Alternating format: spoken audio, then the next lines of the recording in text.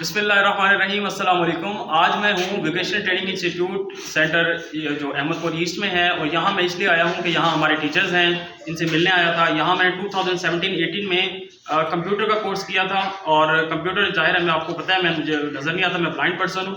तो मुझे कमांड के ज़रिए सिखाया गया। हमारा एक सॉफ्टवेयर होता है जॉज, जिसके ज़रिए मैं सीखा हूँ, और अल्हम्दुलिल्लाह एमफिल में बीएड में जहाँ मैं असाइनमेंट्स बनाता रहा हूँ।